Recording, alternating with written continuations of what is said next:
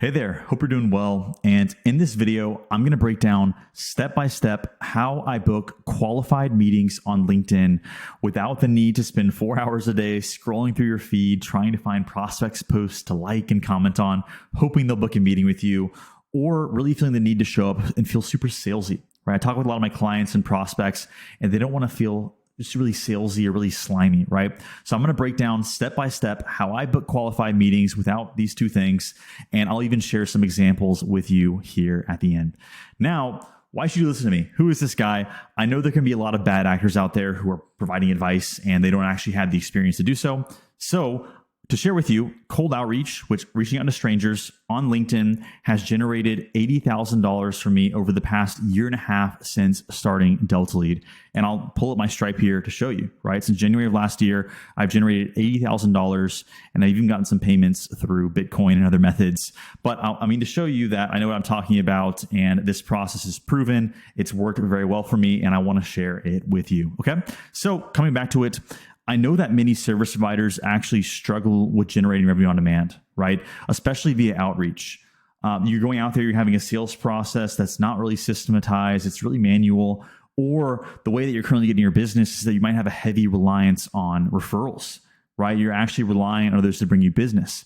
You don't really have an effective way to actually generate meetings and close clients on demand. And so with that being said, this guide is going to break down exactly how you can alleviate those two main issues and start to generate clients on demand into your business very simply, very directly, and I'll show you step by step. Okay. So here's what you need. You need a profile of your ICP or your avatar that contains their demographics, so who they are, how to actually target them, their current state, where they are and the pains that they're actually facing, what do their day-to-day activities look like? What are they doing that's not really working? What emotions are they facing? And their goal state, where they want to be, right? Now, if you don't actually have this, you can comment school down below. There'll be a free training that'll bring you to directly on how to develop your ICP to help you move forward from this stage and start going into outreach, right? So with that being said, all you need is this profile. Again, demographics. So where do they live? How much revenue do they make? What industries are they a part of in their current state and their goal state? Okay. Now we need to build a list. So using regular LinkedIn, which you can do, you can go to search and you can search up certain individuals or profiles, or using LinkedIn Sales Navigator, we need to build a list. And in this case, we're going to use LinkedIn Sales Nav. Costs about $100 a month, or if you buy yearly, it's around $80 a month. But the filtered search functionality is a must, in my opinion. It's extremely, extremely helpful, especially when you're going out there and you're doing cold outreach via LinkedIn. So we're going to use these demographics from your ICP. So again, where they live, who they are, what industries they're working in, to build a list of those that you're actually going to reach out to. So very quickly, let's hop over to LinkedIn Sales Nav, and I'll show you how to build a very simple, quick and dirty kind of list, right? So the first filter I always have is posted on LinkedIn. This shows that they posted on LinkedIn in the past 30 days or so. And this is going to have them be more likely to show up and actually accept your connection requests, be more likely to actually respond to your messages, just all good things here, right? And then we need to look for industry. So in this case, what industries are they a part of? Let me move this thing over here. That'll work. So we can put consulting in this case. You can do coaching, whatever that may be. Maybe you're in construction, maybe manufacturing. I'll kind of just put a few here just to build a very simple list. Boom. And then we'll put coaching here. And now what's really important is that you want to be able to target by revenue, because a coach or consultant who's making $5K a month and a coach or consultant who's making $50K a month have way different issues. And you might be helping those that are at $50K.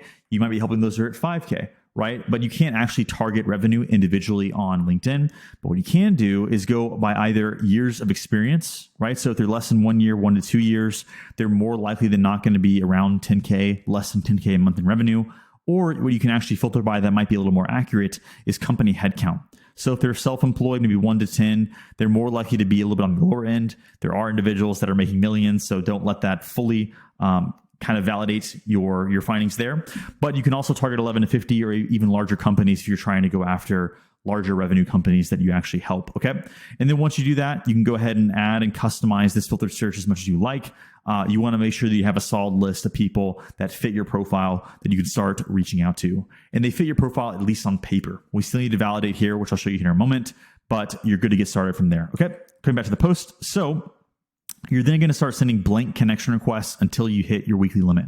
I found that personalization in the first message actually adds a very negligible boost to acceptance rate. And in some cases, it actually hurts it. And you're spending a ton of time if you're going and you're personalizing.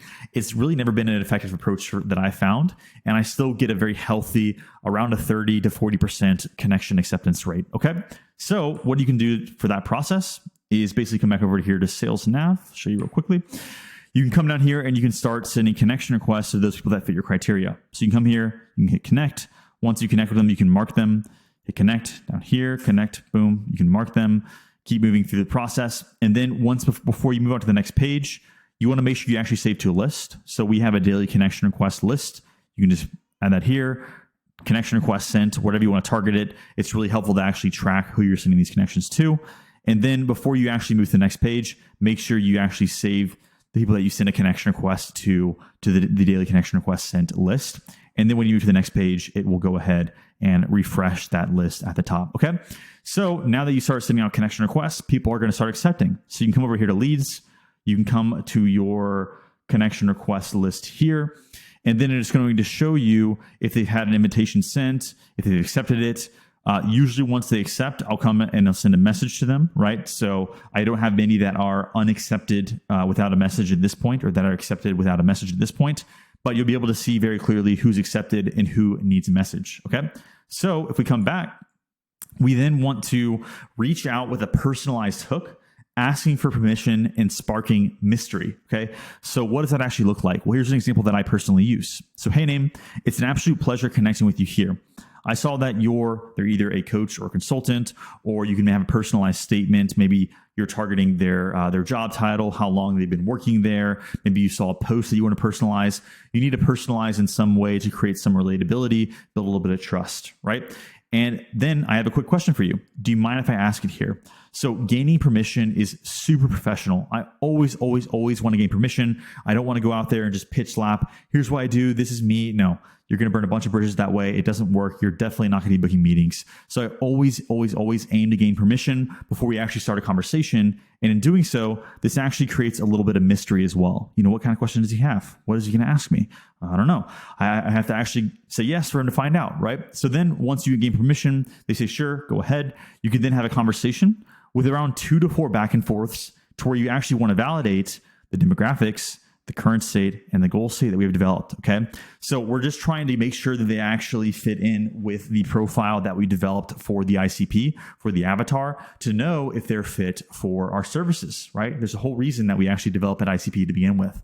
And so we can validate by asking very simple questions and showing up in a genuinely curious way. This is super important. You don't just want to shotgun blast questions at people and saying, oh, how about this? How about that?